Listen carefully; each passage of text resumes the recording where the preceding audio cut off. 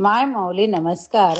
विविध महान संत महिमा ग्रंथ श्री गुरु संत सखाराम महाराज भाग 18. मागच्या कथेवरून पुढील कथा सुरू. लालजीची कथा अभिवाचन करत आहे. एकदा चाळीसगाव येथील भक्त भाविकांच्या आग्रहाखातर महाराज काही दिवस चाळीसगाव येथे मुक्काम करून होते. या मुक्कामात रोज रात्री महाराजांचे रसाळ कीर्तन होत.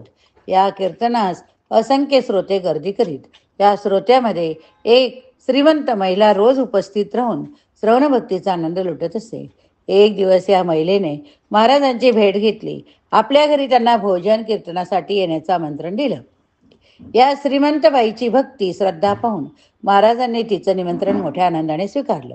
ठरल्या दिवशी महाराजांनी श्रीमंत महिलेच्या घरी भोजन केलं. भोजनासाठी या महिलेने गावातील अनेक थोरा मोठ्यांनाही निमंत्रण दिलं होतं. गावातील ब्रह्मवृंदासही पंक्तीला बोलवलं होतं. भोजन सोहळा मोठ्या थाटात पार पडला. बाईच्या भाविक मनाला खूप आनंद वाटला, समाधान वाटलं. रात्रीच्या कीर्तनासाठी श्रोते मोठ्या संख्येने उपस्थित होते.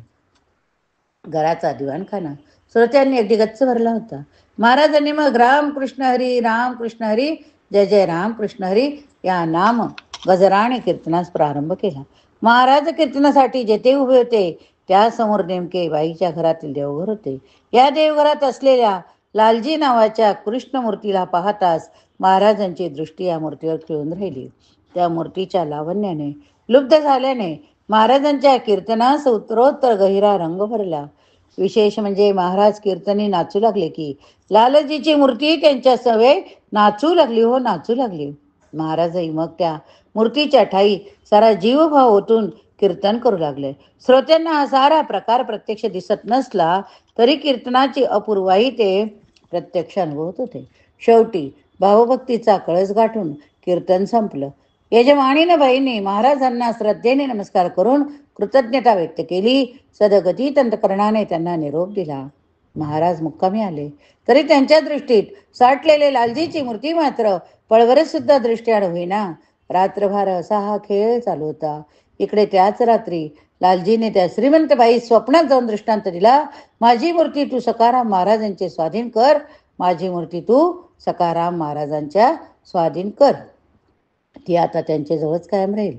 अशी आज्ञाच लालजीने श्रीमंतबाईस केली. बाई भाविक होत्या, भक्तही होत्या. त्यांनी लालजीची आज्ञा तंतोतंत पाळली. लालजींची मूर्ती महाराजांच्या स्वाधीन केली. महाराजांना ही मूर्ती हाती येताच परमानंद झाला. अंमळनेरच्या वाडी मंदिरात जे देवघर आहे त्यात ती मूर्ती विराजमान असलेली पाहायला मिळते. अंमळनेर येथे होणाऱ्या उत्सवात याच नृत्यमग्न मूर्तीची उत्सव मूर्ती म्हणून पूजा अर्चा केली जाते. दरवर्षी वैशाखात होणाऱ्या रथयात्रेच्या वेळी हीच मूर्ती रथातून पालखीतून मिरवली जाते.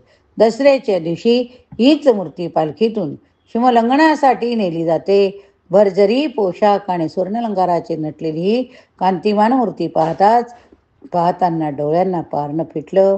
डोळ्यांचं पारणं फिटतं, हो पारणं फिटतं. ज्यावेळेस तुम्ही जाल अंमळनेर येथे त्यावेळेस सखाराम महाराजांच्या वाडीत नक्की मूर्तीचं दर्शन घ्या, दर्शन घ्या. अनुभव हीच खात्री. या ठिकाणी हा भाग संपवते. पुढील भागात पुढील कथा बघूया. हरये नमः. पुंडलिक वरदा हरी विठ्ठल. ज्ञानेश्वर महाराज की जय.